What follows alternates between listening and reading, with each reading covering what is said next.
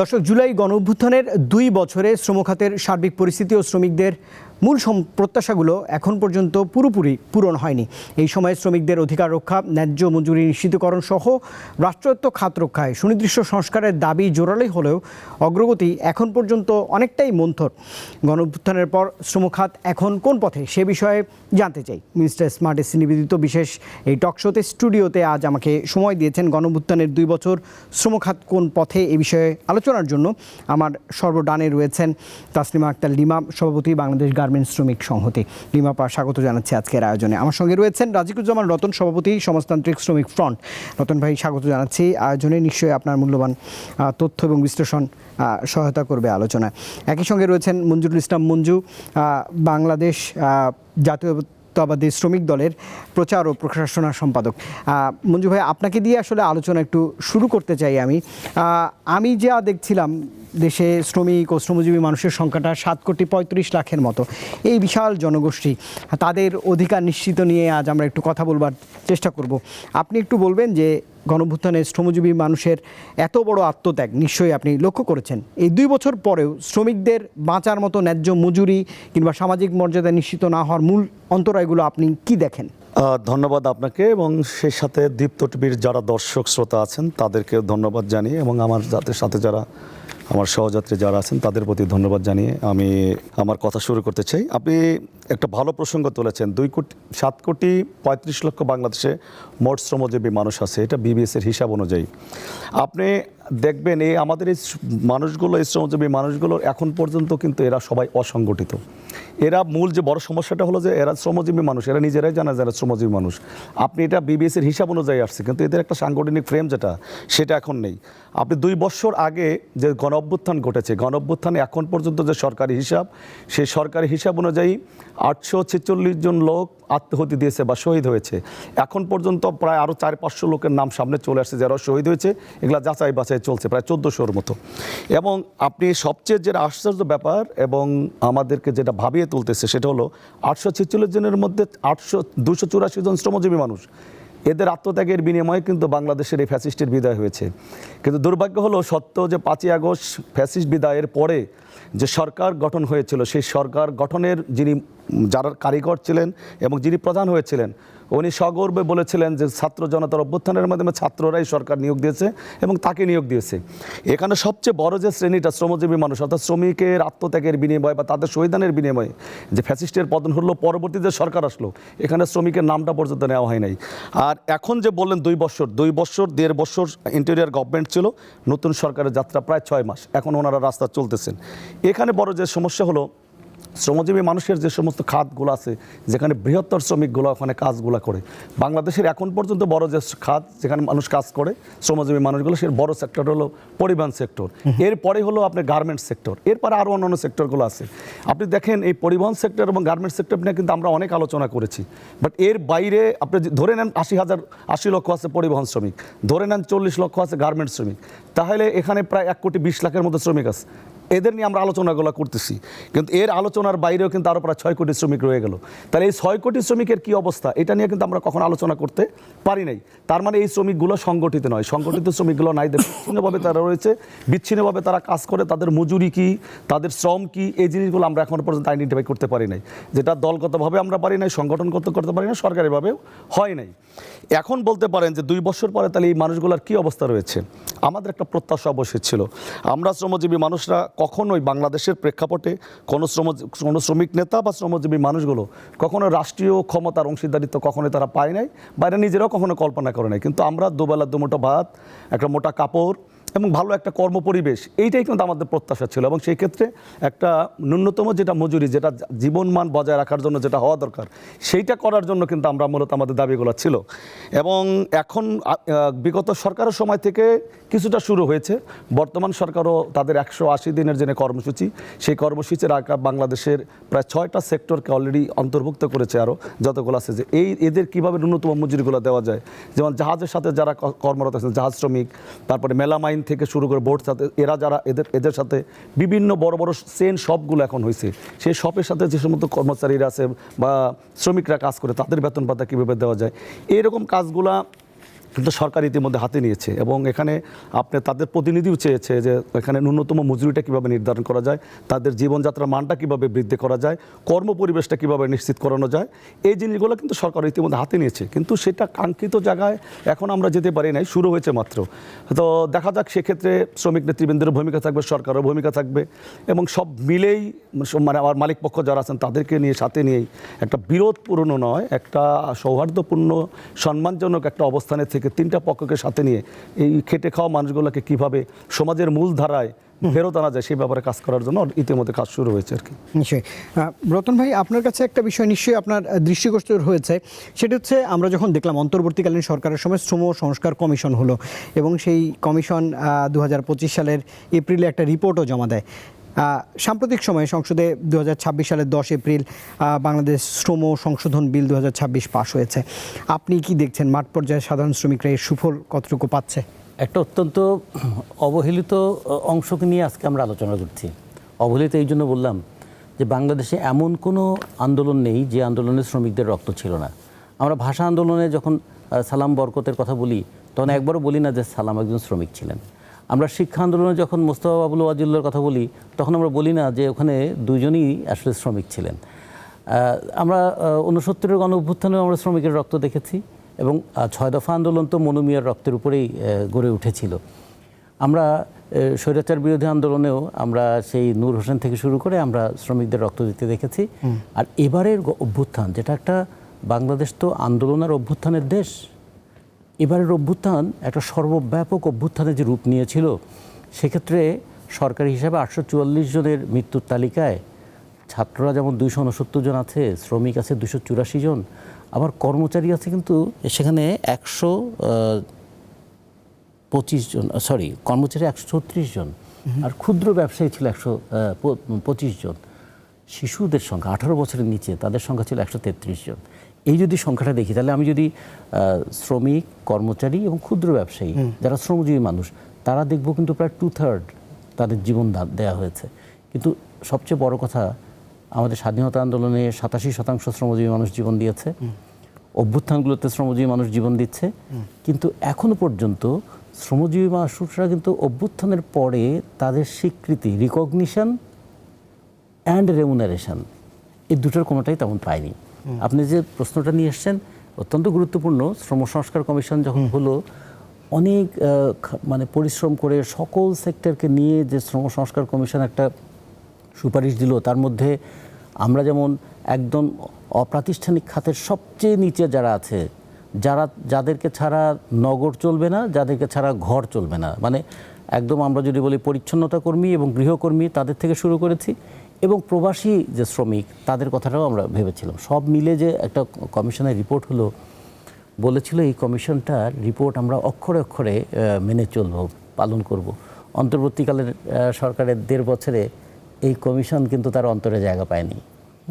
আচ্ছা, ফলে আমরা দেখলাম কি, যে এমন কোনো আমরা দৃষ্টান্ত দেখলাম না যা দিয়ে আমরা বলতে পারবো যে শ্রমজীবী মানুষের জীবনদান এই অভ্যুত্থানে, শ্রমজীবী মানুষের রক্ত এই অভ্যুত্থানের রক্তের সঙ্গে মিশে গেছে, কিন্তু শ্রমজীবী মানুষের অবদানের স্বীকৃতি তারপর আমরা কি পেলাম?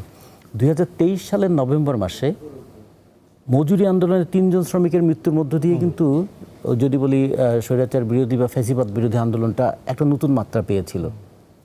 2024 আগস্টে আওয়ামী লীগের পতন ঘটে, কিন্তু 2023 নভেম্বর মাসে কিন্তু শ্রমিকদের রক্তদানের ঘটনা ছিল। তারপরেই আমাদের মজুরিটার কি হলো? এখন পর্যন্ত কিন্তু আমরা মজুরির ব্যাপারে তেমন খুব ভালো কিছু শুনছি না। অন্তর্বর্তীকালীন সরকারের সময় শুনি নাই, এখনও সেটা দেখছি না। তারপরে যেটা মঞ্জু ভাই খুবই উল্লেখ করেছেন যে আমাদের 85% হচ্ছে অপ্রাতিষ্ঠানিক খাত। তাদেরকে আমরা ব্যঙ্গ করে অনেক সময় বলি কানা মনা, মানে কাজ নাই তো মজুরি নাই। সেই তাদের ক্ষেত্রে এখন পর্যন্ত কিন্তু রাষ্ট্রের দিক থেকে এমন কোনো আয়োজন হয় নাই যে আয়োজনে বলতে পারবো যে অপ্রাতিষ্ঠানিক খাতকে প্রাতিষ্ঠানিকীকরণের দিকে যাওয়া হয়েছে। এখন ধরুন সবচেয়ে বড় খাত যদি আমরা পরিবহন খাত বলি, পরিবহন খাত আমাদের শ্রম আইনের 5 ধারায় আছে, নিয়োগপত্র পরিচয়পত্র ছাড়া কাউকে নিয়োগ করা যাবে না। পরিবহন খাতের কাউকে নিয়োগপত্র পরিচয়পত্র আছে? না, নাই। আচ্ছা, তারপরে যদি বলি বাংলাদেশের একদম এমন কোনো জেলা উপজেলা নাই যেখানে রিক্সা, ব্যাটারি রিক্সা, ইজি বাইক এগুলো চলে না। 60 লক্ষের মতো এরা চলে। এরা কিন্তু জীবনের তাগিদে বা জীবিকার জন্য রাস্তায় নেমে এসেছে। তাদেরকে আমরা একটা নীতিমালা বা একটা নিয়ম শৃঙ্খলার মধ্যে আনা কিংবা আধুনিকীকরণ করার ব্যাপারেও কিন্তু খুব ভালো উদ্যোগ আমরা এখন পর্যন্ত দেখলাম না। তারপরে যদি আমরা বলি যে বাংলাদেশে কাজ আছে কিন্তু মানে নিশ্চয়তা নাই, এরকম একটা জায়গার নাম হচ্ছে আউটসোর্সিং। কাজ আছে বলবো মানে সচিবালয়ে 13টা কোম্পানি আউটসোর্সিং করে, তার মানে এই কাজটা তো আছেই, ধারাবাহিক কাজ। আমাদের আইনের একটা সাধারণ নিয়ম ছিল, স্থায়ী কাজে অস্থায়ী শ্রমিক নিয়োগ করা যাবে না। যদি কোনো শ্রমিককে নিয়োগ করতে হয় 3 মাসের মধ্যে তাকে স্থায়ী করার চেষ্টা করতে হবে। যদি 3 মাসে তিনি তার শর্তগুলো পূরণ করতে না পারেন, আর 3 মাসের মধ্যে তাকে স্থায়ী করতে হবে, মানে 6 মাসের মধ্যে স্থায়ী হবে। এরা বছরের পর বছর ওই আউটসোর্সিং, তাদের 1 কখনো আর 2 হয় না, প্রতি বছরে নতুন করে তাদের ইয়ে করতে হয়, পুনর্নিয়োগ বা নবায়ন করতে হয়। এই 6 লক্ষের মতো এরকম জায়গায় আছে। এর সঙ্গে যদি আমরা বলি কৃষির খাতে যুক্ত আছে প্রায় 2,90,00,000 শ্রমজীবী মানুষ, যারা আমাদের খাদ্য নিরাপত্তার কথা বিবেচনা করছেন, কিন্তু তাদের জীবনের নিরাপত্তা কোথায়? আমাদের যদি বলি প্রায় 6 থেকে 7 লক্ষ শ্রমজীবী মানুষ যাদেরকে আমরা সিকিউরিটি গার্ড হিসেবে দেখি, তারা আমাদের সিকিউরিটি দিচ্ছে কিন্তু ওদের চাকরির কোনো সিকিউরিটি নাই। এগুলোকে আমরা একটু নিয়ে আসার চেষ্টা করেছিলাম। আমরা বলেছিলাম যে আমাদের সরকারি হিসাব মতো 105 থেকে 106টা খাত আছে, আর বেসরকারিভাবে আমরা চিন্তা করি প্রায় 400 ধরনের কাজ বাংলাদেশের মানুষ করে, একদম সে ময়লা সংগ্রহ করা থেকে শুরু করে বিমান চালনা পর্যন্ত। এইগুলোকে একটু প্রাতিষ্ঠানিকীকরণের দিকে নিয়ে যাওয়া যায় কিনা। আমাদের 57টা খাতে মজুরি বোর্ড আছে, আরও 20টা সিলেক্ট করা হয়েছিল যে 20টা খাতে মজুরি বোর্ডে অন্তর্ভুক্ত করা হবে, তাহলে 77টা হওয়ার কথা। কিন্তু দেখুন মজুরি বোর্ড এবার শ্রম আইন সংশোধন করে 5 বছর পর পর মজুরির পরিবর্তে এটা 3 বছর পর পর মজুরি নির্ধারণের বিধান করা হয়েছে, কিন্তু অনেক ক্ষেত্রে গত 10 বছর ধরে কিন্তু মজুরি তার পুনর্নির্ধারণ হয় নাই। ফলে এগুলো আমরা দেখতে হবে যে বঞ্চনার অনেক জায়গা আছে, বেদনার অনেক কথা আছে, প্রতিশ্রুতি কিছুটা থাকলেও বাস্তবায়নের জায়গাটা কিন্তু খুব ভালো কিছু আসেনি। অথচ এইটুকু বলে আমি শেষ করি, আমাদের যদি বলি ইনফর্মাল ইকোনমি, বাংলাদেশের মোট ইকোনমির 50% কিন্তু কন্ট্রোল বা হয় এই ইনফর্মাল ইকোনমি দিয়ে, আর এই ইনফর্মাল ইকোনমিতে যুক্ত আছে আমাদের শ্রমশক্তির প্রায় 85%। তাহলে অর্থনীতিটাকে বাঁচিয়ে রেখেছে তারা। আবার যদি বলি বাংলাদেশের যে ব্যালেন্স অফ পেমেন্ট, আমদানি যা করি আর রপ্তানি যা করি, তার মাঝখানে যে ঘাটতি, এটা পূরণ হয় আমাদের রেমিটেন্স দিয়ে। প্রায় 33 বিলিয়ন ডলার আমাদের রেমিটেন্স এসছে। আমরা গার্মেন্টস থেকে আয়টা অনেক বেশি দেখি যে 40 বিলিয়ন 42 বিলিয়ন ডলার, কিন্তু এটা আবার হিসাব করি না গার্মেন্টসে কাঁচামাল আনতে আবার কত খরচ হয়ে যায়। সেই দিক থেকে গার্মেন্টসে ভ্যালু অ্যাড কত হয়, সেটা একটা দিক 12, 13, 14 বিলিয়ন ডলার হয়তো হয়, কিন্তু আমাদের যে রেমিটেন্স সেটা আসে পুরোটাই কিন্তু একটা ফরেন কারেন্সি আমাদের এখানে আসে। সেই প্রবাসী শ্রমিকদের বিষয়ে কিন্তু এখনও কোনো ভালো পদক্ষেপ আমরা দেখিনি। এখন আমরা লাশ গণি, রেমিটেন্স গণি, বাইরে গিয়ে নির্যাতনের খবরটা পাই। এখনো পর্যন্ত এই অঞ্চলের সবচেয়ে বেশি মাইগ্রেশন কস্ট হচ্ছে বাংলাদেশে, নেপালের চেয়ে বেশি, শ্রীলঙ্কার চেয়ে বেশি, ভারতের চেয়ে বেশি। অন্তত এই জায়গাটা আমরা দেখতে পারতাম যে কেন আমাদের প্রবাস গমন যে করছে যে শ্রমিকরা, তাদের এত খরচ করে বাইরে যেতে হবে। এগুলো আমরা আলোচনায় দেখলে আমরা 3টা খাত দেখতাম, কৃষিটা, ইনফর্মাল ওয়ার্কাররা এবং মাইগ্রেন্ট ওয়ার্কার। এই 3টা দিকে যদি একটু নজর দেওয়া যেত, তাহলে শুধু শ্রমিকদের জীবনমান উন্নত হতো তা না, আমাদের অর্থনীতিও একটা গতিশীলের সঙ্গে ধারাবাহিকতাটা রক্ষা করতে পারত। নিশ্চয়ই। আমার দুজন অতিথির কাছ থেকে তাসনিমা আক্তার সামগ্রিকভাবে পরিস্থিতির একটু বিশ্লেষণ হলো। আপনি যদি একটু যোগ করতেন যে উচ্চ মূল্যস্ফীতি রয়েছে এই মুহূর্তে দেশে, এবং দ্রব্যমূল্যের এই বাজারে পোশাক শ্রমিক ও অন্যান্য অনানুষ্ঠানিক খাতের যে শ্রমিকরা যাদের কথা বলছিলেন রাজিকুজ্জামান রতন এবং মঞ্জু ভাই, জীবনযাত্রার সংকট মোকাবেলায় সরকারের কোনো উদ্যোগ দেখেন কিনা বা করণীয় দেখেন কিনা? প্রথমে আমি ধন্যবাদ জানাই দীপ্ত টিভিকে আজকের এই আলোচনাটা করবার জন্য। জুলাই মাস, অগাস্ট মাস জুড়ে জুলাই অভ্যুত্থান নিয়ে সব জায়গায় আলোচনা হচ্ছে, কিন্তু শ্রম খাত বা শ্রমিকের অবস্থা নিয়ে আসলে খুব একটা আমরা আলোচনা হতে শুনি না। বেশিরভাগ সময় আমরা দেখি যে তরুণরা কী করেছে, নারীরা কী করেছে, এবং তরুণ বললে অনেকটা সময় আমাদের মনে হয় যে আসলে বোধহয় বিশ্ববিদ্যালয়ের ছাত্র বলতেই তরুণ। কিন্তু মঞ্জু ভাই যেটা বললেন যে 284 জনের মতো শ্রমজীবী মানুষের কিন্তু এখন পর্যন্ত শনাক্ত করা গেছে, আর তার বাইরেও অনেকে আছে। ফলে এই তরুণদের মধ্যে শ্রমজীবীরা ছিল যারা প্রাণ দিয়েছে, যারা পেছনে তাকায় নাই। আমি কয়েকজনের নাম, আপনার উত্তরটা দেওয়ার আগে কয়েকজনের নাম আজকে স্মরণ করতে চাই। যেমন গৃহ শ্রমিক লিজা আক্তার, তিনি গুলিবিদ্ধ হয়েছেন এবং পরে মৃত্যুবরণ করেন। সুমাইয়া আক্তার গার্মেন্টস শ্রমিক, শাহিনুর মাছ বিক্রেতা, শাকিনুর হচ্ছে পোশাক শ্রমিক, সাব্বির, সবুজ, রিক্সা শ্রমিক, সিএনজি শ্রমিক, 18 বছর, হ্যাঁ, সাব্বির এবং সবুজের বয়স হচ্ছে 18 বছর।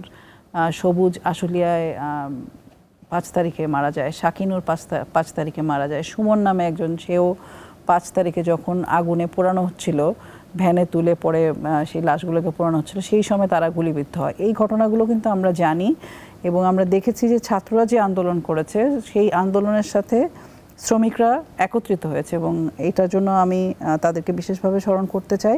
কিন্তু এই অভ্যুত্থানটা কেবলমাত্র জুলাই মাস জুড়ে ছিল না। এই অভ্যুত্থানের পেছনে দীর্ঘ 15 বছর, বলতে পারেন 17 বছর ফ্যাসিবাদী সরকারের বিরুদ্ধে যে একটা আন্দোলন, এখানে রাজনৈতিক দলগুলো, বিশেষ করে এখানে বিএনপি সহ, গণতন্ত্র মঞ্চ সহ অন্যান্য রাজনৈতিক দলগুলো মিলে কিন্তু একটা 15 বছরের বেশি সময় ধরে একটা রাজনৈতিক পাটাতন তৈরি করেছিল। তার উপরেই কিন্তু এই গণঅভ্যুত্থানটা হয়। গণঅভ্যুত্থান ইতিহাসে বারবার হয় না এবং এটা একটা ঐতিহাসিক মুহূর্ত এবং ইতিহাস আমাদেরকে একটা বড় সুযোগ করে দিয়েছিল। আমরা বর্তমানে একটা নতুন সংসদে পেয়েছি, একটা গণতান্ত্রিক নির্বাচন হয়েছে, গণতান্ত্রিক সরকার হয়েছে এবং সবচেয়ে উল্লেখযোগ্য যেটা আমি মনে করি যে বলা দরকার খুবই জরুরিভাবে, সেটা হচ্ছে আমরা একটা শ্রম আইন পেয়েছি। সরকার প্রথমেই এসে 11টা কমিশনের যেই অনেকগুলো অধ্যাদেশ ছিল, সেই অধ্যাদেশের মধ্যে শ্রম অধ্যাদেশটাকে সরকার বিবেচনায় নিয়েছে এবং সেই বিবেচনায় নিয়ে 9 এপ্রিল সরকার কিন্তু শ্রম আইন 2026 করেছেন।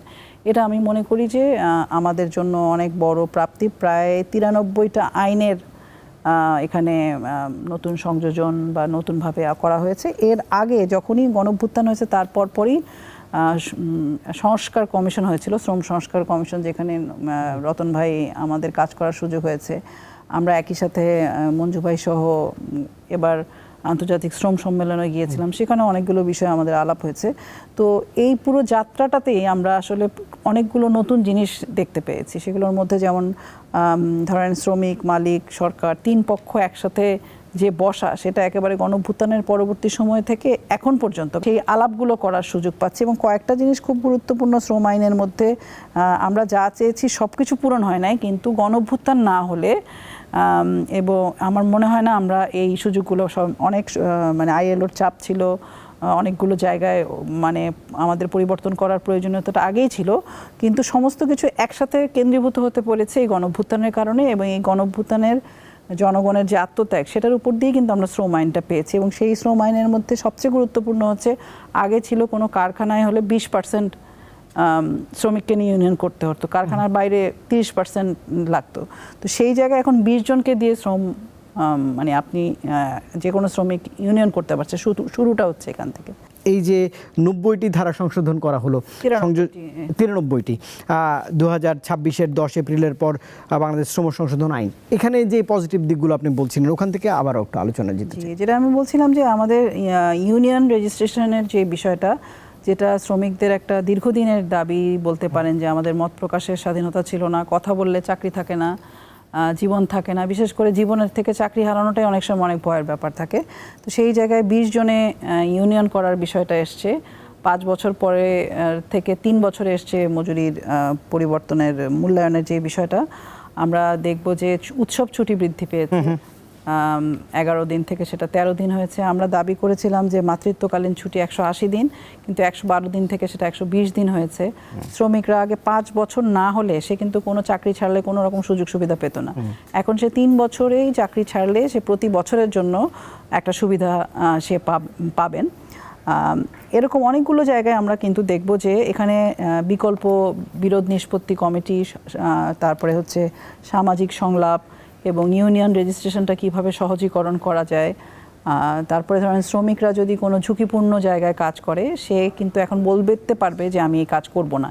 এইটুকু কথা বলার অধিকার কিন্তু শ্রম আইন তাকে দিয়েছে। এবং আইএলওর সাথে আমাদের একটা দীর্ঘদিনের ছিল, 190 যে কনভেনশন, সেই অনুযায়ী যৌন নিপীড়ন, সহিংসতা, হয়রানি, এগুলোর বিরুদ্ধে যে আইন তৈরি করা, সেটাও এবার তৈরি হয়েছে।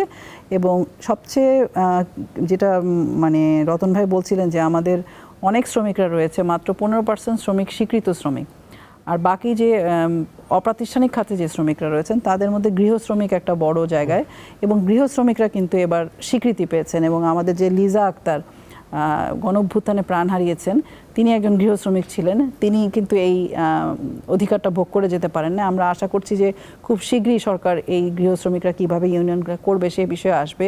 এখানে দৈনিক ভিত্তিক যে শ্রমিক এবং প্ল্যাটফর্ম ইকোনমিতে যে শ্রমিকরা কাজ করে সেগুলোর বিষয়েও কিন্তু স্বীকৃতি এসছে। একই সাথে যৌন হয়রানির বিরুদ্ধে যে অভিযোগ যদি আসে, হয়রানি, সেগুলো কিভাবে সমাধান হবে সেগুলোর বিষয়েও আইনে এসছে। আইনে শ্রমিকদের উপরে কোনো বৈষম্য করা যাবে না, এগুলো এসছে। এবং আমরা শ্রম সংস্কার কমিশনে, আমাদের প্রধান ছিলেন সৈয়দ সুলতান উদ্দিন আহমেদ, তার নেতৃত্বে আমরা কাজ করেছি সে সময়, এবং সেখানে অনেক স্টেক হোল্ডারদের সাথে, বিশেষ করে সকল শ্রমিক সংগঠনগুলোর সাথে আলাপ করে যতটা সম্ভব অনেকগুলো দাবি নীতিগতভাবে আমরা একমত হয়েছিলাম শ্রমিক মালিক সরকার মিলে, যেটারই একটা ধারাবাহিকতা আমি মনে করি যে শ্রম আইনটা হয়েছে। তো সব কিছু হয়তো আমরা আদায় করতে পারি নাই, সরকারকে শ্রমিক মালিক দুই পক্ষকেই দেখতে হয়, কিন্তু আমি মনে করি যে সরকার যে এই দুঃসাহসটা করতে পেরেছে, মানে এটা আমি মনে করি যে সরকারকে এই দিক থেকে অবশ্যই আমাদের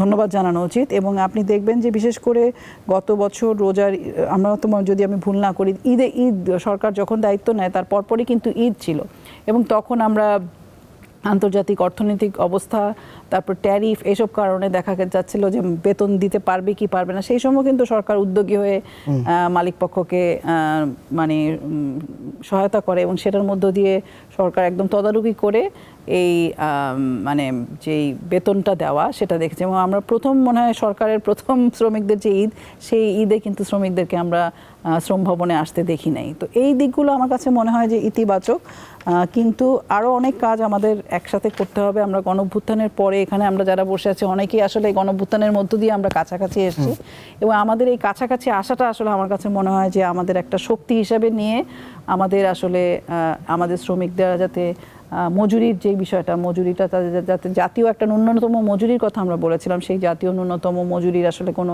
হয় নাই, কমিশন হয় নাই এখানে। সেই জায়গাগুলো যাতে আমরা তৈরি করতে পারি, শ্রমিকরা যাতে তাদের বাঁচার মতো মজুরি পায় প্রত্যেকটা সেক্টরে, শুধু গার্মেন্টসে নয়। বাংলাদেশে পরিবহন শ্রমিকরা আছে, এবং 68 সালে 69 সালে যখন গণঅভ্যুত্থান হয়েছিল, মাওলানা ভাসানী যে বিভিন্ন ধরেন ঘেরাও আন্দোলন, তারপরে হাট বৈঠক, তারপরে লাল টুপি বাহিনী কৃষকদের মধ্যে, এবং উনি কিন্তু 68 সালে প্রথম যেই ধর্মঘট ডেকেছিলেন সেটা ছিল পরিবহন ধর্মঘট, এবং তারপরে তার ধারাবাহিকতায় কিন্তু গণঅভ্যুত্থান হয়। এবং 90 সালেও আমরা দেখেছি গণঅভ্যুত্থানে কিভাবে নূর হোসেন প্রাণ দিয়েছে এবং শ্রমজীবী মানুষরা প্রাণ দিয়েছে। তো এই ধারাবাহিকতা আমার মনে হয় যে আমাদের যেই জিনিসগুলো আমরা আসলে একটা গণঅভ্যুত্থান তো আমাদেরকে অনেক কাছে এনেছে, আমাদের যতটুকু অর্জন আমি মনে করি এটা আমাদের সকলের চেষ্টার ফলাফল। এখন এই জিনিসগুলোকে চর্চায় নিয়ে যাওয়া, যে আইনগুলো হয়েছে সেটাকে চর্চায় নেওয়া, এবং যেগুলো আমরা অর্জন করতে পারি নাই সেগুলোর জন্য আমাদের অবশ্যই গণঅভ্যুত্থানের পরের সময়ের সরকার, সংসদ সব কিছু ভিন্ন আমার কাছে মনে হয়। সরকার যেমন ভিন্ন, বিরোধী দল ভিন্ন, এবং সেই জায়গা থেকে আমরা এখন পর্যন্ত সরকারের মাত্র 6 মাস হয়েছে। তো এই সরকারের সাথে আমরা যে কোনো আগের কোনো সরকারকে আসলে মানে মিলাতে চাই না। আমরা এখন পর্যন্ত আশাবাদী যে জুলাই সনদ সহ এই সরকার শ্রমিকের পক্ষের হয়ে কাজ করবে, সেটাই আমরা দেখতে চাই আর কি। মঞ্জুল ইসলাম মঞ্জু, মোটা দাগে এতক্ষণ আলোচনার পরে সমস্যাগুলো তো চিহ্নিত আগে থেকে, কিন্তু প্রকট সমস্যা থেকে ধীরে ধীরে কি খানিকটা উন্নতির দিকে যাচ্ছে কিনা আপনি যদি একটু বলতেন, যে শিল্প খাতে স্থিতিশীলতা বজায় রাখার জন্য মালিক, শ্রমিক বা সরকারের মধ্যে বিদ্যমান ত্রিপক্ষীয় যে অবিশ্বাস রয়েছে সেটি দূর করার কাজ সরকার কতটা এগিয়ে নিতে পারছে, বা করণীয় কি সরকারের সামনে?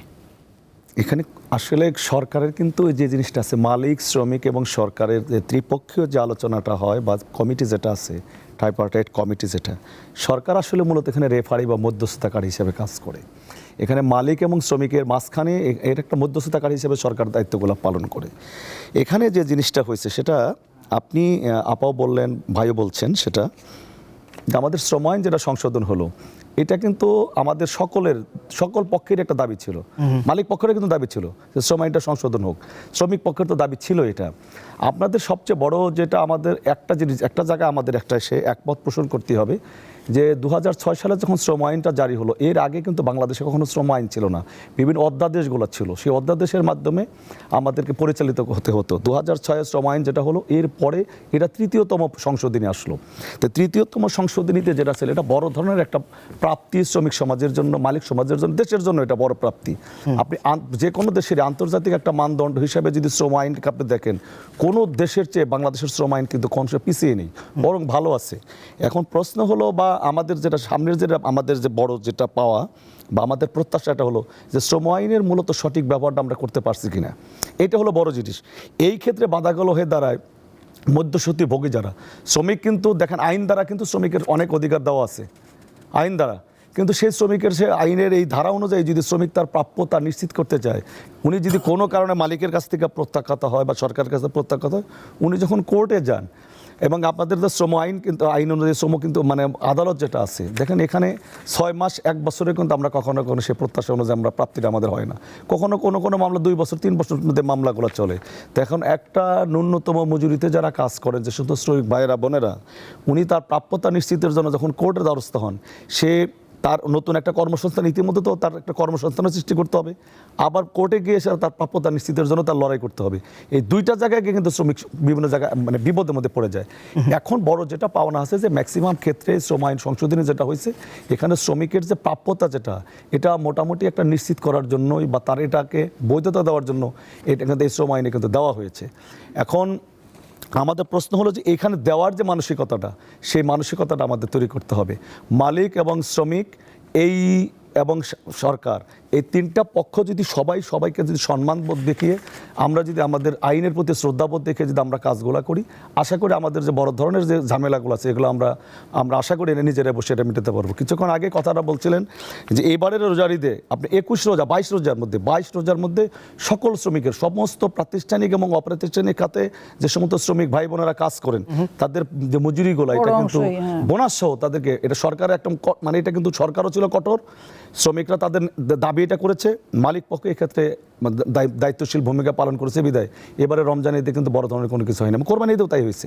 তা আমরা আশা করব যে কোনো ক্রাইসিসে বা যে কোনো সমস্যা সমাধানের জন্য মালিক, শ্রমিক এবং সরকারের যে কমিটি যেটা আছে, টিসিসি কমিটি, এই টিসিসি কমিটি সঠিকভাবে দায়িত্ব পালন করবে এবং কাজ যেটা করে, এবং এটার প্রতি সকলে একটা মানে যেটা তাদের যেটা দায়িত্ববোধ থেকে সেটা পালনেরও চেষ্টা করবে। এবং এই ক্ষেত্রে এখন পর্যন্ত যেটা আছে আমরা দেখতেছি মোটামুটি আমরা ভালোভাবে আগাচ্ছি। আমরা আশা করব যে এই ভালোভাবে আগাটা যেন কোনো ক্রমে কোনো বাধার বা কোনো অপশক্তি বা কোনো কালো ছায়া যাতে এটা আমাদেরকে প্রতিবন্ধকতা সৃষ্টি করতে না পারে, সেই ব্যাপারে আমরা সকলেই চেষ্টা থাকবো। আর একটা কথা বললাম, শেষ করব, যে গণঅভ্যুত্থান পরবর্তী সময়ে বাংলাদেশের শিল্প খাতকে অস্থিতিশীল করার জন্য একটা চক্র কাজ করতেছিল। আপনি নিজেও মনে হয় জানেন, আজকে এখানে যে বসে আমরা কাজ করতেছি, এটাও কিন্তু একটা শিল্প। এরকম বিভিন্ন শিল্প প্রতিষ্ঠানে কিন্তু অস্থিতিশীল পরিবেশ সৃষ্টি করার জন্য একটা চক্র কাজ করতেছিল। আমরা দলগতভাবে, সংগঠনগতভাবে আমরা চেষ্টা করেছি। এখন আমাকে বলতে হবে, মাননীয় প্রধানমন্ত্রী ওনার একটা নির্দেশনা আমাদের ছিল যে সবার আগে দেশ, এই দেশের কথা চিন্তা করে আমরা সব জায়গায় কিন্তু আমরা নিজেরাও সংগঠনগতভাবে আমরা কিন্তু দাঁড়িয়ে প্রতিষ্ঠানগুলোকে রক্ষা করানোর চেষ্টা করেছি। আমরা এই কথাও শ্রমিক সমাজকে বোঝাতে সক্ষম হয়েছি যে আজকে যদি কোনো অস্থিতিশীল পরিস্থিতি সৃষ্টি হলে, যদি কোনো প্রতিষ্ঠানের ক্ষতি হয়, তো প্রতিষ্ঠানের মালিক হয়তো বা তারা তো বাস্তব কথা, বাংলাদেশের সচ্ছল ব্যক্তি যারা, তারাই প্রতিষ্ঠানের মালিক হয়, তারা কিন্তু কোনো না কোনোভাবে টিকে যাবে। বাট যে সমস্ত শ্রমিকরা এখানে কাজ করে মানে খাচ্ছে, তারা কিন্তু তাদের চাকরিচ্যুত হবে এবং তারা তাদের কাজ হারিয়ে ফেলবে, তারা ভবিষ্যতে বিপদে পড়বে। এটা বলে তাদেরকে কিন্তু আমরা বোঝাতে সক্ষম হয়েছি, এবং অনেক জায়গায় শিল্প প্রতিষ্ঠান পাহারা দেওয়ার কাজও শ্রমিকরা করেছে। তো সুতরাং আমরা আশা করব বাংলাদেশে যাতে এইরকম কোনো অপশক্তির কোনো উৎপাত না ঘটে। বাংলাদেশের বর্তমান বিদ্যমান যে সম্প্রীতি, সেই সম্প্রীতির যে মেলবন্ধন, যেটা শ্রম আইন অনুযায়ী, যেটা আবার টিসিসি যেটা আছে, টিসিসির মাধ্যমে আমাদের আলাপ আলোচনার মাধ্যমে সমস্যাগুলো সমাধান করে শ্রমিকের যে ন্যায্যতা পাওনা, সেইটা মালিকের যারা দায়িত্ব এবং সরকারের যারা কর্তব্য, সেটা পালন করতে সকলে সচেষ্ট হবে। নিশ্চয়ই। রতন ভাই, একটা বিষয় আপনার নিশ্চয়ই দৃষ্টিগোচর হয়েছে যে নতুন আইনে কর্মক্ষেত্রে দুর্ঘটনাজনিত কারণে শ্রমিকের মৃত্যু বা স্থায়ী যদি পঙ্গুত্বের ক্ষতিপূরণ, এটি পুনর্বিন্যাসের যে অঙ্কটা নির্ধারণ করা হয়েছে বা সুবিধা দেওয়া হচ্ছে, তা বর্তমান বাজার দরের সাথে সামঞ্জস্যপূর্ণ কিনা? এটা তো চেঞ্জ করা হয়নি। এটা 2018 সালে 2 লক্ষ টাকা মৃত্যুজনিত ক্ষতিপূরণ এবং চূড়ান্ত কর্মক্ষমতা হারিয়ে ফেললে 2.5 লক্ষ টাকা, মানে আহতদের 2.5 লক্ষ টাকা, এটা কিন্তু এখনও ওই জায়গাতেই আছে। এবং এটা আমাদের জন্য মানে মাঝে মাঝে খুবই অপমানজনক মনে হয় এই অর্থে, কিংবা কখনো কখনো একটু উপহাসের মতো মনে হয় যে সরকারের এবার বাজেটের সময় হিসাব বললেন যে আমাদের মাথাপিছু আয় হচ্ছে এখন $3020। এক বছরের গড়ে মাথাপিছু আয় $3020। আর একজন কর্মক্ষম মানুষ তিনি যদি কর্মক্ষেত্রে মৃত্যুবরণ করেন তার মৃত্যুজনিত ক্ষতিপূরণ হচ্ছে $1900। তো ফলে আমরা বলেছিলাম বারবার যে মৃত্যুজনিত ক্ষতিপূরণের হারটা এটা পুনর্বিন্যাস করা হোক, এক। 2 নম্বর হচ্ছে ILO কনভেনশন 121 অনুযায়ী আজীবন আয়ের সমান ক্ষতিপূরণের সেই জায়গাটা নিশ্চিত করা হোক। এবং সেটা না করলে অন্তর্বর্তীকালীন সময়ে আমরা যেটা বলেছিলাম যে EIS এমপ্লয়মেন্ট ইনজুরি স্কিম একটা চালু হয়েছে, এবং এটা জানেন 2022 সাল থেকে এটা চলছে। এইটা অন্তত গার্মেন্টস সেক্টরে আছে, এখন লেদার সেক্টরে এটা চালু হয়েছে যে কর্মক্ষেত্রে কেউ যদি মৃত্যুবরণ করে তাহলে ILO কনভেনশন অনুযায়ী তার একটা ক্ষতিপূরণের পরিমাণ নির্ধারণ করা হবে। সেই পরিমাণটা তাকে থোক নয়, তাকে যদি মৃত্যুবরণ করেন তাহলে তার উপর ডিপেন্ডেন্ট যারা তারা আজীবন সেই ক্ষতিপূরণটা পাবেন পেনশন আকারে। আর যদি আহত হন তাহলে তিনি তার যে আয়টা করতেন তার অন্তত 60% তিনি বাকি জীবনটা এটা পাবেন। এটা একটা পাইলট প্রোগ্রাম হিসেবে চলছে, এবং এই পাইলট প্রোগ্রাম 3 বছরের অভিজ্ঞতা দেখা গেল তাতে একজন শ্রমিকের জন্য গার্মেন্টসের ক্ষেত্রে সর্বোচ্চ 89 টাকা খরচ হয় গড়ে। কিন্তু মালিকপক্ষ এখনও কিন্তু এই পাইলটকে পার্মানেন্ট করার জায়গায় এখনও কনসেন্ট দেননি। এটা এখনও পাইলট আকারেই আছে, 2027 সাল পর্যন্ত এই পাইলটটা চলবে।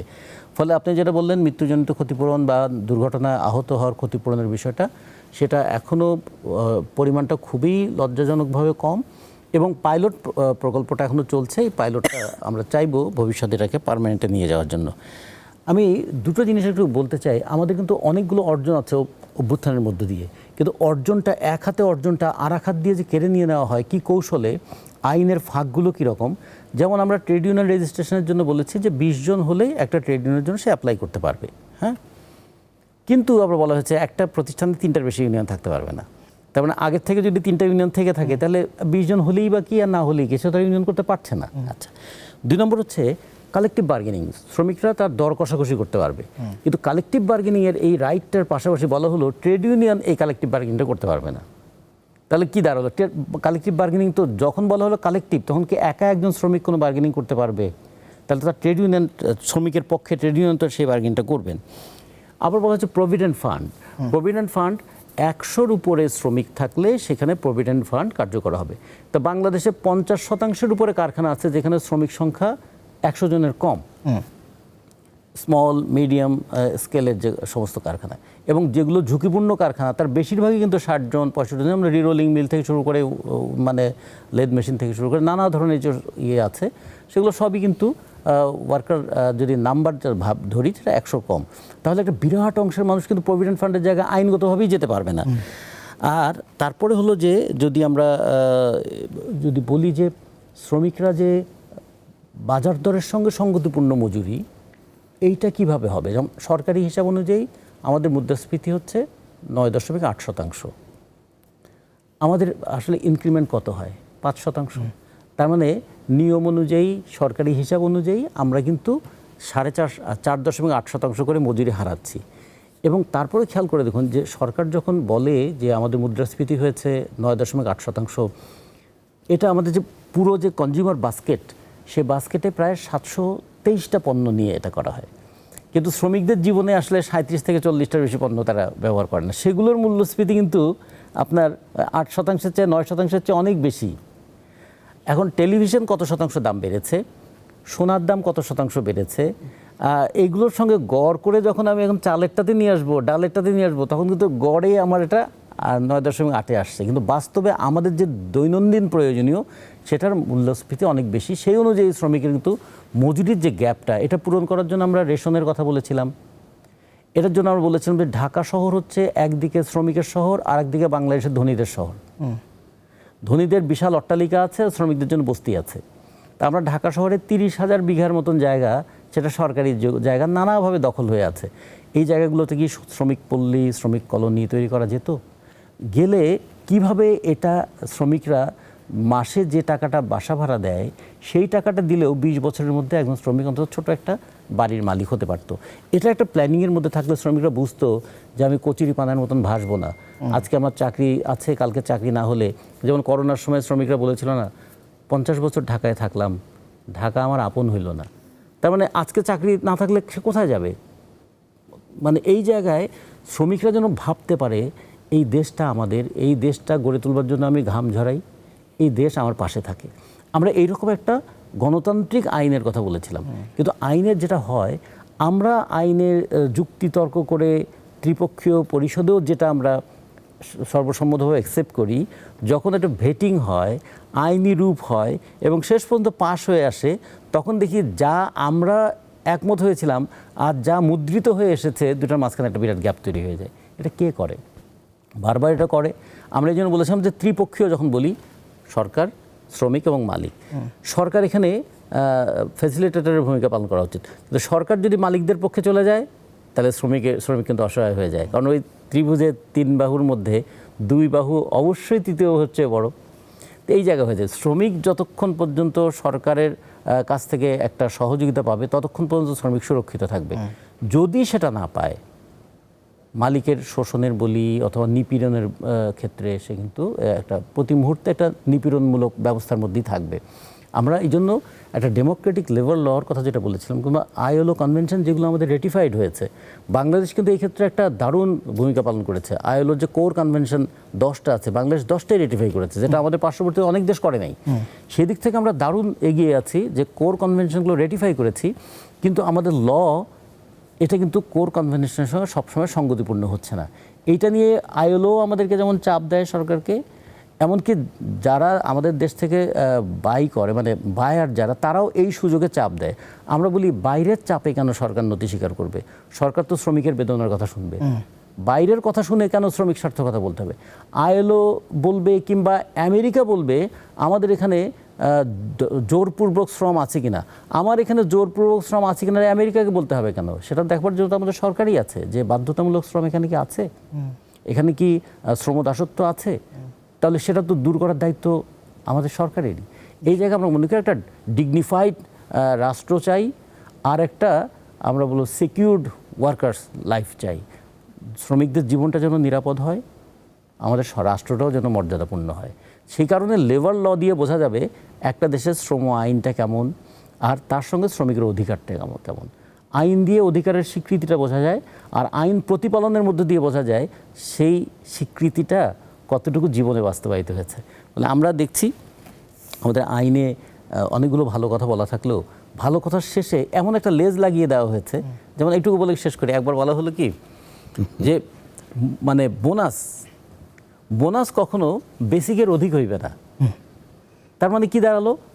বেসিক সব পৃথিবীর সমস্ত দেশেই বোনাস যারা দেয় তারা বেসিক ধরেই দেয়, বলে বেসিকের অধিক হইবে না। তার মানে কম যত খুশি দিতে পারবেন। আমরা দেখলাম কেউ 1000 টাকা বোনাস দেয়, কেউ 500 টাকা বোনাস দেয়, কেউ 2000 টাকা বোনাস দেয়। আমরা বললাম এটা কি কখনো অধিকারের জায়গায় লোয়ার লিমিট থাকে? আইনে কি এরকম বলে?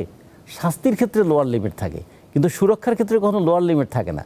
তা বললো যে এইটা আমরা প্রায় 8 বছর লাগলো, 2018 থেকে 2023 পর্যন্ত, এই প্রায় ধরেন 5 বছর, আর এই 2026, এই সময় লাগলো আমাদের শুধুমাত্র বোনাসটা বেসিকের সমান হবে এইটুকু উল্লেখ করতে।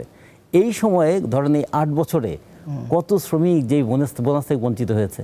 মানে আইনের একটা দাড়ি, কমা, সেমিকোলন এটা চেঞ্জ করতে গেলেও 5-6 বছর লেগে যায়। এই 5-6 বছর কিন্তু ধারাবাহিক তার বঞ্চনা হতেই থাকে। যে কারণে এবার আমরা 2022 সাল থেকে যে শ্রম আইন সংশোধন প্রক্রিয়াটা শুরু হয়েছিল, পরবর্তীতে অন্তর্বর্তীকালীন সরকারের সময় সেটাকে একটা গতিটা বাড়ানো হয়েছিল, এবং এই সরকারের সময়, নির্বাচিত সরকারের সময় আইনটা পাশ হয়েছে। কিন্তু পাশ করার পরে আমরা দেখলাম যে অনেকগুলো জায়গায় গ্যাপ থেকে গেল, যেটা এখন আমাদের হয়তো আবার বিধিমালার মধ্য দিয়ে সেটাকে সংশোধন করার একটা চেষ্টা করবো। জানি না আমরা কতটুকু করতে পারবো, কিন্তু শ্রমিকরা দেখবে যে চোখের সামনে অনেক প্রতিশ্রুতি আছে, সেটা কিন্তু বাস্তবায়নযোগ্য প্রতিশ্রুতি নয়। এখান থেকে কিন্তু হতাশা এবং কখনো কখনো ক্ষোভটাও তৈরি হয়। নিশ্চয়ই হতাশা ক্ষোভের এই বেড়াজাল থেকে বের হবার জন্য তসলিমা আক্তার একদমই শেষ পর্যায়ে রয়েছে। আপনি এই সরকারের সামনে চ্যালেঞ্জ কি দেখেন? এই নিপীড়ন, শোষণ, এই শ্রমজীবী মানুষের জীবন মান উন্নয়নের জন্য সরকারও তো উদ্যোগ গ্রহণ করছে। এই সরকারের ফ্রেমওয়ার্ক আপনি বলছিলেন যে 6 মাস, এখনও জাজমেন্টের পর্যায়ে হয়তো আসেনি, কিন্তু প্রত্যাশার জায়গা তো নিশ্চয়ই রয়েছে। চ্যালেঞ্জ মোটা দাগে যদি একদম শেষ করবার আগে যদি বলেন যে কি চ্যালেঞ্জগুলো সম্মুখীন হতে হয় সরকার? জি, আপনার উত্তরের আগে আমি একটু রতন ভাইয়ের কথা সূত্র ধরে একটু বলতে চাই। আমার মনে হয় ইতিহাসের রেকর্ডের জন্য কিছু আলাপ আমাদের আসলে করা উচিত। গণ অভ্যুত্থানের পরে অন্তর্বর্তীকালীন সরকারের সময় কিন্তু কমিশন এবং আইনের যে প্রক্রিয়াটা সেটা শুরু হয়, এবং এটি প্রথমবার, তবে সেটা কিন্তু কোনো দলীয় সরকার ছিল না, প্রথমবার সকল টিসিসিতে আলাপ আলোচনা করে এবং আমরা লিখিতভাবে শ্রমিক পক্ষ, মালিক পক্ষ লিখিতভাবে দেওয়া, কথা বলা, শোনা, এইটা আগে কখনো হয়েছে বলে আমার জানা নাই। এটা হয়েছে, এবং হওয়ার পরে টিসিসিটা হচ্ছে একটা পরামর্শ, সরকারকে সুপারিশ। টিসিসি কোনো সিদ্ধান্ত গ্রহণকারী কোনো বডি না, কিন্তু সরকার এটাকে কদর করে এই জায়গা থেকেই, যেহেতু এটা একটা অর্থনীতির গুরুত্বপূর্ণ খাত। শ্রমিক যদি বিক্ষুব্ধ থাকে, রাষ্ট্র আসলে খুব স্থিরভাবে কাজ করতে পারে না, ফলে সরকারকে এটাকে বিবেচনায় রাখতেই হয়।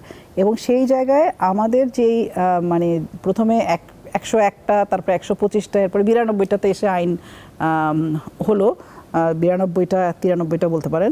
তো এইখানে কিন্তু আমাদের অনেক সুযোগ ছিল। তখন আমি বারবার আলাপ করতাম যে গণঅভ্যুত্থান আমাদেরকে যেই সুযোগটা, ঐতিহাসিক সুযোগটা দিয়েছে, আমরা যদি ঐক্যবদ্ধ হয়ে এই সময়টাকে আরও বেশি মনোযোগ দিয়ে কাজ করতে পারি, তাইলে আমরা আরও অনেক কিছু অর্জন করতে পারবো।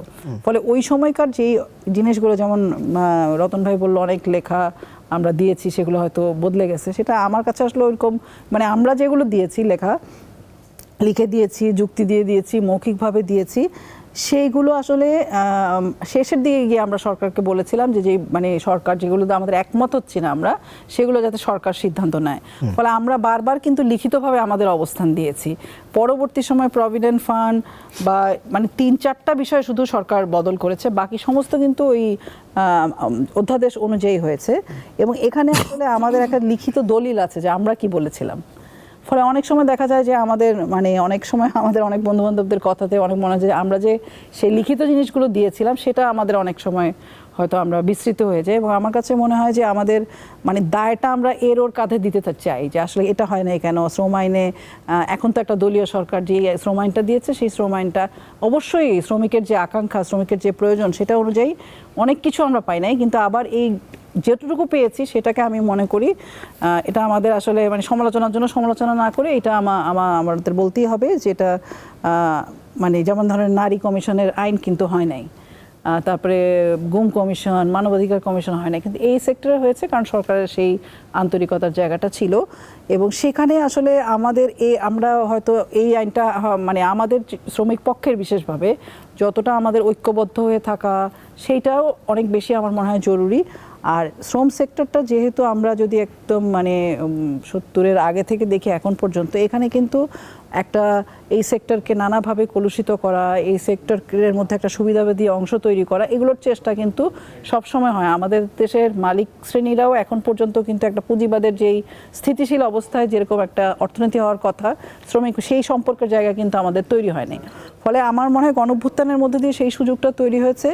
এবং আমরা যদি আরও মানে ঐক্যবদ্ধ হয়ে কাজ করতে পারতাম, আরও যদি আমরা এই সুযোগটাকে আরও কাজে লাগাতে পারতাম, নিশ্চয়ই আমরা আরও অনেক কিছু আদায় করতে পারতাম। যতটুকু পেয়েছি সেটা আমি আবারও বলবো যে আমাদের প্রত্যেকের অর্জন, আর যতটুকু পাই নাই সেটা আমাদের প্রত্যেকেরই ব্যর্থতা। মানে এটা আসলে আমরা কাউকে এককভাবে দায় দিতে পারবো না যে ওর কারণে হয় নাই।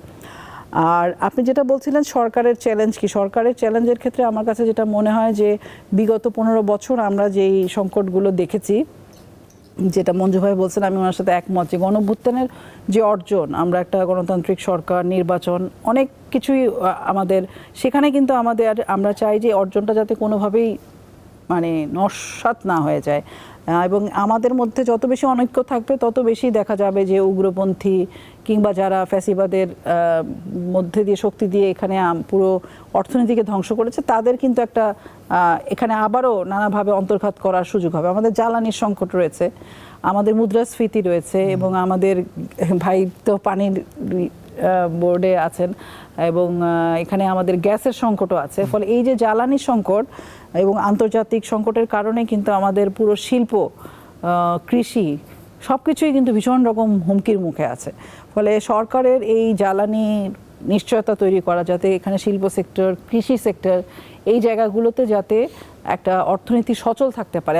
আমাদের নিজেদের কিন্তু যারা মধ্যবিত্ত শ্রমজীবী, কারো বাসায় দেখবেন যে এখন হয়তো গ্যাস থাকতেছে না, নাহলে বিদ্যুৎ থাকতেছে না, সেটা হচ্ছে শিল্পের উপরে যে দারুণ রকম প্রভাব ফেলে। এবং আমাদের দেশের অর্থনীতি অনেকাংশেই পোশাক খাতের উপর নির্ভরশীল, পরিবহনের উপর নির্ভরশীল, অন্যান্য যে গুরুত্বপূর্ণগুলো খাতগুলো রয়েছে। সরকারের একটা বড় চ্যালেঞ্জ হবে জ্বালানি, এবং সরকার জ্বালানির আমরা মানে দেখতে পাচ্ছি বাজেটে বা অন্যান্য পরিকল্পনায় বলছে যে পরিবেশ বান্ধবভাবে মানে রিনিউয়েবল এনার্জি ব্যবহার করা। সেগুলো এখন আমার মনে হয় যে সেই জায়গাগুলো আসলে কিভাবে হবে, এবং আসলে ইন্ডাস্ট্রিও অনেক সময় বন্ধ হয়ে থাকে যদি এটা না পায়। সেইটার ক্ষেত্রে আসলে বিকল্প কি?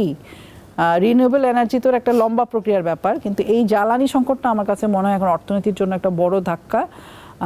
এবং বিগত 15 বছর যেভাবে সমস্ত কিছু দলীয়করণ হয়েছে, আমরা যেভাবে মানে ধরেন কোনো জায়গায় আসলে আমরা আমাদের মতগুলো দিতে পারি নাই, কিন্তু আমরা আশা করি যে সেই জায়গাগুলো, যেই জায়গাগুলোকে বিগত সরকারকে ফ্যাসিবাদে রূপান্তরিত করেছে, এই সরকার সেই জায়গা থেকে মানে একটা গণতান্ত্রিক সরকার হিসেবে সকলকে নিয়ে অন্তত ন্যূনতম ঐক্যের ভিত্তিতে যেগুলো বিষয়ে আমাদের একমত হবে সেগুলো নিয়ে যাতে একটা কাজের পরিবেশ থাকে, সেটা মানে সরকারকে সেই জিনিসগুলো মোকাবেলা করতে হবে। এবং গণঅভ্যুত্থানের চাওয়াটাই সেটা আসলে। এইটা একেবারেই মানে যেমন আমরা আসলে দীর্ঘদিন যেভাবে কাজ করেছি, আমাদেরকে মানুষ যেভাবে চেনে, আমরাও সরকারে আমাদের দল গিয়েছে, কিন্তু আমরা মনে করি এই মানে গণঅভ্যুত্থানের মধ্য দিয়ে আপনি দেখেন, যদি সংসদের দিকে তাকান যেভাবে বিরোধী দল কথা বলছে, এই সংসদ তো যেখানে বিরোধী দল মানে অন্যরকম একটা পরিবেশ। তো আমরা আকাঙ্ক্ষা করি শ্রমিকের জীবনেও যেন পরিবর্তনটা আসে, শুধু সংসদে না। নিশ্চয়ই। মঞ্জুর ইসলাম মঞ্জু, একদম শেষ পর্যায়ে রয়েছে, হয়তো মিনিট দুয়েক আপনি বলতে পারবেন। সরকারের চ্যালেঞ্জ নিয়ে বলছিলেন, আপনি যেহেতু সরকারের অংশীজন, জীবনমান উন্নয়ন সব বিষয়গুলো তো একদম চিহ্নিত। এই শ্রমিকদের উপর ভর করেই তো সরকার যদি সফল হয়, তাই হওয়ার কথা। তাদের দিকে নজর দেবার জন্য মোটা দাগে কোনো পরামর্শ আপনি দিবেন কিনা সরকারকে? যে আমি শুধু এই কথাটাকে বলবো, 2023 থেকে 2024 পর্যন্ত বাংলাদেশের গার্মেন্টস সেক্টরে যে সমস্ত শ্রমিক ভাই বোনেরা কাজ করে, তাদের মজুরি বৃদ্ধির জন্য একটা আন্দোলন হয়েছিল। আপনি নিশ্চয়ই অবগত আছেন যে ওখানে কিন্তু আমাদের 4 জন গার্মেন্টস শ্রমিকের আত্মত্যাগের বিনিময়ে কিন্তু এই মজুরি বোর্ডের তাদের মজুরিটা দেওয়া হয়েছিল। সেখানে আঞ্জোয়ারা, রাসেল হাওলাদার, ইমরান, আলাউদ্দিন এই সমস্ত শ্রমিকরা তাদের জীবনগুলো উৎসর্গ করেছিল। দুর্ভাগ্যজনক ওদের জীবনের উৎসর্গ করার পরেও পরে যে মজুরিটা ঘোষণা করা হয়েছে গার্মেন্টস শ্রমিকদের জন্য, এটা কিন্তু গার্মেন্টস শ্রমিকদের পক্ষে প্রকৃতপক্ষে যারা গার্মেন্টস শ্রমিকের যে ডিমান্ডটা ছিল, তাদের দাবি যেটা ছিল, সেটা কিন্তু দেওয়া হয় না, সেটা চাপিয়ে দেওয়া হয়েছিল সরকারের পক্ষ থেকে। তা আমরা আশা করব আমাদের বর্তমান যে গণতান্ত্রিক সরকার, এই সরকার একটা দেশের বা একটা প্রতিষ্ঠানের, আপনি সে প্রতিষ্ঠানটা আসলে সমৃদ্ধ না রুগ্ন, এটা যদি আপনি নির্ণয় করতে চান, তাহলে দেখবেন ওখানকার শ্রমিকরা কেমন আছে। শ্রমিকরা যদি ভালো থাকে, তাহলে ওই শিল্পটা সমৃদ্ধ একটা শিল্প হিসেবে তাকে ঘোষণা করা হয়।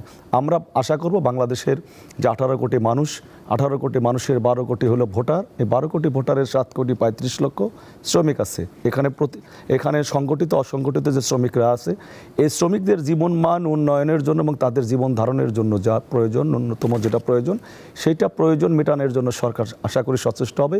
ইতিমধ্যে সরকার কিছু ভালো কাজ অলরেডি ঘোষণা করেছেন। আপনি নিশ্চয়ই জানেন যে বাংলাদেশের প্রায় 1 কোটি 20 লক্ষের মতো প্রবাসী শ্রমিক বা মাইগ্রেন্ট শ্রমিক যারা আছে কাজ করতেছেন, তাদেরকে আইডেন্টিফাই করার জন্য, তাদের একটা সুবিধা দেওয়ার জন্য বা তাদের প্রবলেমগুলো চিহ্নিত করে তাদেরকে পরিস্থিতি দেওয়ার জন্য ইতিমধ্যে তাদের একটা প্রবাসী কল্যাণ কার্ড, মানে শ্রমিক কার্ড যেটা, এটা দেওয়ার জন্য কিন্তু ইতিমধ্যে সরকার অলরেডি ঘোষণা করেছেন। এবং এখানে বিদেশে কর্মরত যে সমস্ত মিশনগুলো আছেন, এখানে কিন্তু দেখেন আমরা তো কিছুক্ষণ আগে বলছিলাম কিন্তু যে 80 লক্ষের মতো পরিবহন শ্রমিক আছে, 40 লক্ষের মতো গার্মেন্টস শ্রমিক আছে, বাট এখানে কিন্তু 1 কোটি 20 লক্ষের মতো শ্রমিক আছে যারা বিদেশে কাজ করে।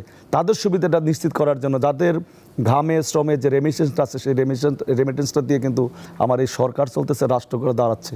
তদ্রূপ এখানে যে সমস্ত প্রতিষ্ঠানের বিভিন্ন জায়গা বা প্রতিষ্ঠানের বাইরেও অসংগঠিত যে সমস্ত শ্রমিকরা আছেন, তাদের ন্যূনতম মজুরি যেটা আছে, মানে বিশেষ করে দৈনিক ভিত্তিক যারা কাজ করেন, তাদের মজুরিটা যেন জীবনমান বেঁচে থাকার জন্য যেটা প্রয়োজন সেই পর্যন্ত যাতে পৌঁছতে পারে, এই ব্যাপারে সকল পক্ষ, বিশেষ করে সরকারি পক্ষ থেকে একটা ভালো মনিটরিং হয়। এটা আমরা প্রত্যাশা করি এবং আমরা এটাও প্রত্যাশা করি বর্তমান সরকার যে প্রতিশ্রুতি আমাদেরকে দিয়েছেন এবং ওনার নির্বাচনী যে প্রতিশ্রুতি যেটা আছে, ইশতেহারে যেটা বলা আছে, সেই ইশতেহার বাস্তবায়নের জন্য আশা করি সরকার যদি চেষ্টা করে শ্রমিক পক্ষ তাদের ন্যূনতম যে দাবিগুলো আছে এটা অনেকাংশে হয়তো আমাদের মধ্যে এটা আমরা পেয়ে যাব। আমরা আশা করতেছি সরকার এটা সক্ষম হবে। আমরা সরকারের সফলতা কামনা করছি এবং পাশাপাশি সরকারকে আমরা শ্রমজীবী মানুষের পক্ষ থেকে শ্রমিক সংগঠনকে আমরা সহযোগিতা করতে প্রস্তুত আছি। নিশ্চয়ই। অসংখ্য ধন্যবাদ তাসনিমা আক্তার লিমা, অসংখ্য ধন্যবাদ সময় দিয়েছেন। রাজিকুজ্জামান রতন, একদমই সময় শেষ হয়ে গেছে। ধন্যবাদ। অন্যদিন নিশ্চয়ই আপনার বিশ্লেষণ শুনবার সুযোগ থাকবে। একই সঙ্গে মঞ্জুরুল ইসলাম মঞ্জু, অসংখ্য ধন্যবাদ সময় দিয়েছেন আপনি। দর্শক, আজ আমরা একটি বিশেষ অনুষ্ঠান করছিলাম। মিনিস্টার স্মার্ট এসি নিবেদিত গণঅভ্যুত্থানের 2 বছরে শ্রম খাত আসলে কোন দিকে, 3 জন অতিথি বিশ্লেষণ করবার সুযোগ করেছিলেন যে শ্রমিকরা আসলে কেমন আছেন, সহজভাবে সেটাই বুঝবার চেষ্টা করছিলাম। শ্রমিকরা যদি তাদের ঘামের মূল্যটা যথাযথ পায় তাহলে হয়তো বাংলাদেশ এগিয়ে যাবে, গণতান্ত্রিক বাংলাদেশ এগিয়ে যাবে, এমন প্রত্যাশা নিয়ে আজকের মতো শেষ করতে হচ্ছে গণঅভ্যুত্থানের 2 বছরে শ্রম খাত কোন পথে এই আয়োজন। এতক্ষণ সঙ্গে থাকবার জন্য শুভরাত্রি।